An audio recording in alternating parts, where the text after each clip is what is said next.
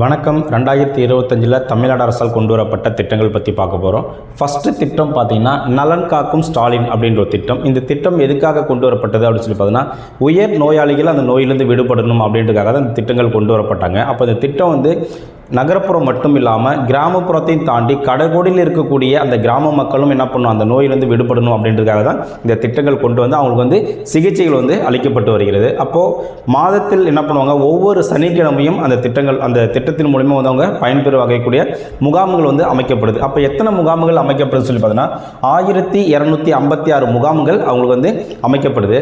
அப்போ இந்த திட்டம் எந்த துறை மூலயமா விரிவாக்கம் செய்யப்படுகிறது அப்படின்னு சொல்லி பார்த்தோன்னா, மக்கள் நலவாழ்வு துறை மூலயமா என்ன பண்ணாங்க, இந்த திட்டங்கள் வந்து கொண்டு வரப்படுறாங்க. அப்போ இந்த திட்டம் எங்கே தொடங்கப்படுது, எப்போது தொடங்கப்படுது அப்படின்னு சொல்லி பார்த்தோன்னா, ஆகஸ்ட் 2, 2025 தமிழ்நாட்டின் முதலமைச்சர் ஸ்டாலின் அவர்கள் வந்து என்ன பண்ணுறாங்கன்னா, சென்னையில் வந்து ஜெயின் பீட்ஸ் ஆங்கில இந்தியன் மேல்நிலைப்பள்ளி தான் இந்த திட்டத்தை வந்து அவர் தொடங்கி வைக்கிறார். சரிங்களா? லெவலப் திட்டம் அப்படின்னு கொண்டு வருது. இந்த லெவலப் திட்டம் எதுக்காக கொண்டு வரப்படுறாங்க அப்படின்னு பார்த்தீங்கன்னா, ஆங்கில திறனை வந்து மாணவர்கள் அதை வந்து அதிகம் மேம்படுத்தணும் அப்படின்றாங்க. அரசு பள்ளியில் படிக்கக்கூடிய மாணவர்கள் ஆங்கிலத்தில் சிறந்து விளங்கணும் அப்படின்றதுக்காக என்ன பண்ணுறாங்கன்னா, 6ஆம் வகுப்பிலிருந்து 8ஆம் வகுப்பு வரை படிக்கக்கூடிய மாணவர்கள் ஆங்கில திறனை வளர்த்துக்கணும் அப்படின்றதுக்காக இந்த லெவலப் திட்டத்தை வந்து இவங்க கொண்டு வராங்க. சரியா? ஜூலை 2025 தான் இந்த திட்டத்தை வந்து கொண்டு வராங்க. அப்ப இந்த திட்டம் எந்த துறைகள் மூலமா செயல்படுத்தப்படுது அப்படின்னு சொல்லி பார்த்தீங்கன்னா, பள்ளி கல்வித்துறை துறைகள் மூலமா என்ன பண்ணுது, இந்த திட்டம் வந்து செயல்படுத்தப்படுது. அடுத்த திட்டம் முதல்வரின் தாயுமானவர் திட்டம். சரிங்களா? இந்த முதல்வரின் தாயுமானவர் திட்டம் அப்படின்னு பார்த்தீங்கன்னா, இது சென்னையில் வந்து 12 ஆகஸ்ட் 2025 இந்த திட்டம் வந்து தொடங்கப்படுறாங்க. அப்போ இந்த திட்டம் எதுக்காக தொடங்கப்படுது அப்படின்னு சொல்லி பார்த்தீங்கன்னா, 70 வயதுக்கு மேற்பட்டவர்கள், அதே போல் மாற்றுத்திறனாளி, இவங்க வந்து ரேஷன் பொருட்களை வந்து வாங்கிட்டு எடுத்துகிட்டு போக முடியாது அப்படின்றதுக்காக அவங்க என்ன பண்ண, வீடு தேடியே கொண்டு போயிட்டு அந்த ரேஷன் பொருட்கள் வந்து கொடுக்கணும் அப்படின்றதுக்காக தான் இந்த திட்டம் வந்து தொடங்கப்படுது. அப்போது இந்த மாற்றுத்திறனாளி 70 வயது மேற்பட்டவர்களுக்கு எப்பப்போ அந்த ரேஷன் பொருட்கள் வழங்கப்படும் அப்படின்னு சொல்லி பார்த்தீங்கன்னா, மாதத்தில் வந்து 2வது சனிக்கிழமை மற்றும் ஞாயிற்றுக்கிழமைகள் வந்து அவங்களுக்கு இந்த ரேஷன் பொருட்கள் வந்து வழங்கப்படும் அப்படின்றதான். சரிங்களா?